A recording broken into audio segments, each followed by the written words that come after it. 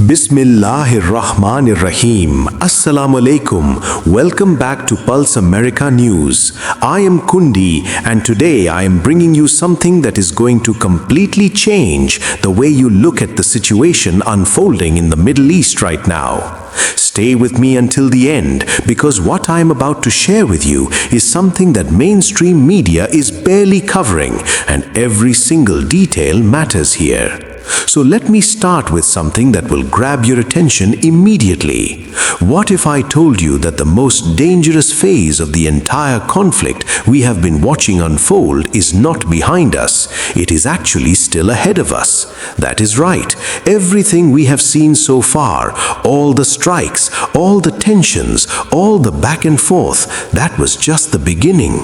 The real game, the one that decides who comes out on top, is about to begin. And there are two specific scenarios sitting on the table right now that are so dangerous, so high stakes, that analysts and observers around the world are calling this the lifeline battle. Whoever wins this phase wins everything. So let us break this down carefully and clearly. The first scenario involves something called Kharg Island. Now, if you have never heard of this name before, let me explain why it matters so much.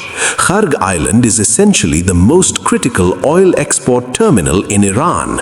Think of it this way: almost 90 to 95% of all the oil that Iran exports to the rest of the world passes through this one single island. Every barrel, every shipment, every dollar that Iran earns from its oil goes through Kharg Island. This is not just important, this is absolutely essential to Iran's entire economy. This is their financial lifeline.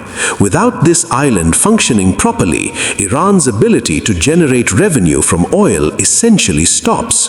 Now, here is where things get extremely serious. There are credible reports suggesting that a joint plan has been developed involving American and Israeli special forces to land commandos directly on Kharg Island with the goal of taking it over, or at the very least completely disabling its oil export capabilities. The plan being discussed is reportedly modeled after the famous Abbottabad operation, the same type of operation where special forces were dropped in under the cover of darkness, moved quickly and precisely to their target, completed the mission and got out. The idea here is similar. Elite Delta Force units would land on the island, engage Iranian forces stationed there, and either take full control of the facility or destroy its capacity to function. Now, you have to think about what this would mean in practical terms. If Kharg Island is taken or destroyed, Iran's oil exports essentially come to a halt overnight. The country's main source of income would be cut off completely. But here is the other side of this coin. If American commandos attempt this kind of operation, there is a very real possibility that some of them could be captured.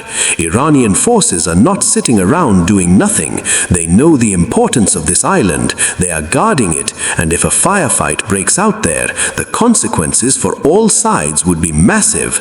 This is not a small skirmish. This would be a full-blown confrontation that could spiral far beyond the island itself.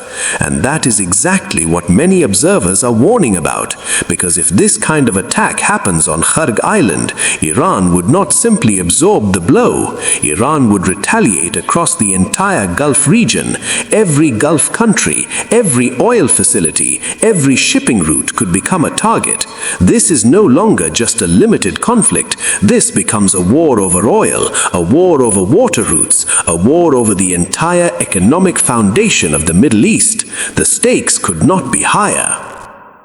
But wait, there is a second scenario, and honestly, this one is even more alarming than the first one. The second major plan that has reportedly been put together involves Iran's nuclear materials. Specifically, there are reports suggesting that a decision has been made to attempt to seize or neutralize approximately 450 kilograms of enriched uranium that Iran currently possesses. Let that sink in for a moment. 450 kilograms of highly enriched uranium. That is an enormous amount, and it represents one of the most sensitive and dangerous elements of this entire situation. The plan, as it has been described, involves American and Israeli commandos entering Iranian territory, linking up with local individuals who are reportedly willing to assist from the inside, and then either destroying the nuclear material on site or physically removing it and transporting it out of the country. Once again, the Abbottabad operation is being cited as the template. The idea is that just as special forces went in and completed a highly sensitive mission deep inside foreign territory years ago, the same playbook could be used here to address the nuclear material question. Now, I want to be very clear here. Kundi is not saying this is confirmed. I am telling you what is being reported and discussed. But what makes this particularly significant is that the people raising these scenarios are serious analysts, not random commentators. And the reason this matters so much is that if such an operation were attempted and something went wrong, if commandos were captured, if the operation failed, if there was an accidental detonation or release of nuclear material, the consequences would go far beyond anything we have seen in the Middle East in decades. The insider network angle is also worth examining closely. There are claims that individuals operating within Iran, people who have allegedly been responsible for some very significant events inside the country over the past year or two, are still active and still cooperating with outside intelligence. If that is true, then the possibility of a covert operation being attempted becomes significantly more realistic, and that is a deeply uncomfortable thought. Now, let us zoom out a little and look at the bigger picture of what is happening on the ground right now, because the context around these two planned scenarios is just as important as the plans themselves. In recent days, Iran has made some very bold announcements. Iranian officials have claimed that they have successfully destroyed approximately 4 ultra-advanced radar systems belonging to American forces stationed in the wider region. These are not ordinary radar units. These are described as third-generation, highly sophisticated anti-missile defense radars. And here is the part that stunned many observers. American media actually confirmed that these systems were hit. When your opponent destroys your radar systems and your own media confirms it, that tells you something very serious about the effectiveness of the strikes being carried out. On top of that, there are reports that Iran's strikes have now degraded somewhere around 50% of the operational capacity of the THAAD missile defense systems deployed in the region. Now, THAAD, for those who may not be familiar, is one of the most advanced missile defense systems in the world. It is specifically designed to intercept ballistic missiles. If Iran has genuinely taken out half of the THAAD capacity in the region, that is an absolutely enormous shift in the military balance. It means that the defensive shield protecting American assets and allied countries in the region is now significantly weaker than it was just a few weeks ago. And Iran has not stopped there. Reports are coming in that Iran has been firing multiple types of advanced ballistic missiles, including the Khaibar Shakhan, the Imad, and the Qadr series missiles. These are not outdated weapons. These are modern, precision-capable ballistic missiles designed to hit specific targets with significant destructive power. And these missiles are reportedly being directed at both American and Israeli military positions. So when you hear that Iran is striking back, understand that it is not symbolic, it is systematic, and it is doing measurable damage. Now, here is something that American media has begun to discuss openly, which is remarkable in itself. Russia and China are reportedly providing significant assistance to Iran. The argument being made is that the level of sophistication and targeting precision involved in Iran's recent strikes could not have been achieved without outside technical support. The systems being hit are not easy targets. They are well protected, well camouflaged, and strategically positioned. To consistently identify and strike these kinds of targets requires intelligence support and technical expertise that goes beyond what many analysts expected Iran to have on its own. Russia and China, two of the world's most advanced military powers, are being named as the sources of this support. This is a massive development because it means this conflict is no longer just Iran versus America and Israel. At some level, even indirectly, it involves the world's major powers. That changes everything about how this situation should be analyzed and understood. Now let us talk about the economic dimension, because this conflict is not just about weapons and military operations, it is also about money, and the financial damage is staggering. American media is reporting that the United States has lost billions of dollars worth of military equipment and ammunition in just a few days of exchanges. Billions, not millions, billions. And that is just on the American side. When you look at the Gulf countries, the picture is even more concerning. Reports from the Middle East suggest that the total economic damage to Gulf nations from this conflict could reach somewhere around $300 billion if the situation continues for just a few more days. Think about that number, $300 billion. That is the kind of economic destruction that takes years to recover from. And it's not just physical damage, it's investor confidence, it's trade routes, it's the perception of stability in the region. One of the key factors here is oil. The oil that these Gulf nations produce is not moving the way it normally would. Storage facilities are reportedly at capacity. Tankers are sitting idle. And when you look at why, part of the answer involves something interesting happening in the Strait of Hormuz. Tankers that were previously operating under Iranian-linked names or registrations have reportedly been switching to Chinese registrations.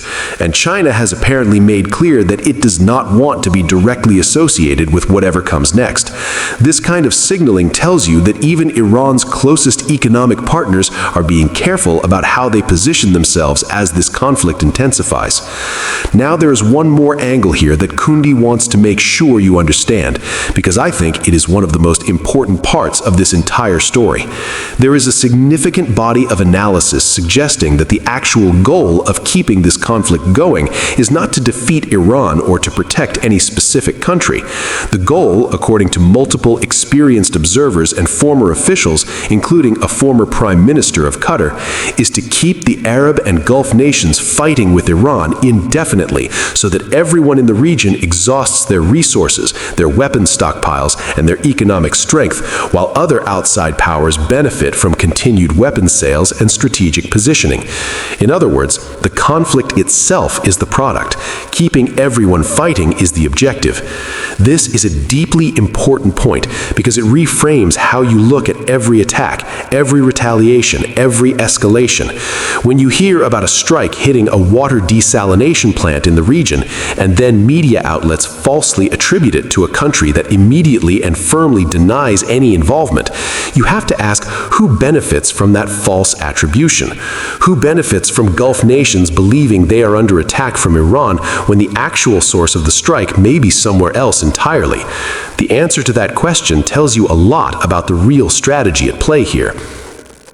Kundi wants to be very direct with the audience of Pulse American News. The situation we are watching right now is not a simple conflict between two sides. It is a multi-layered crisis involving military operations, economic warfare, intelligence activities, political manipulation, and the competing interests of global powers.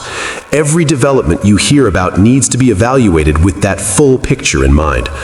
The two scenarios I described at the beginning of this video, the potential operation targeting Kharg Island and the potential operation targeting Iran's nuclear materials, represent the sharpest edges of this crisis.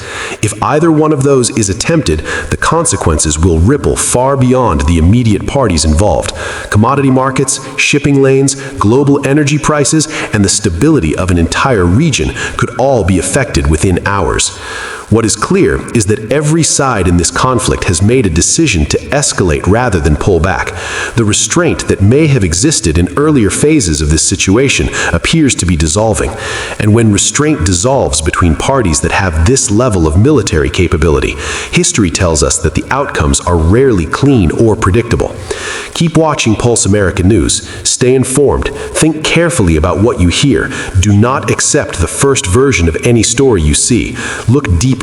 Ask who benefits. Ask what is not being said. And share this video with anyone you know who wants to understand what is really happening in the Middle East right now. Please like this video, share it widely, and drop your thoughts and opinions in the comments section below. I am Kundi, and I'll see you in the next one.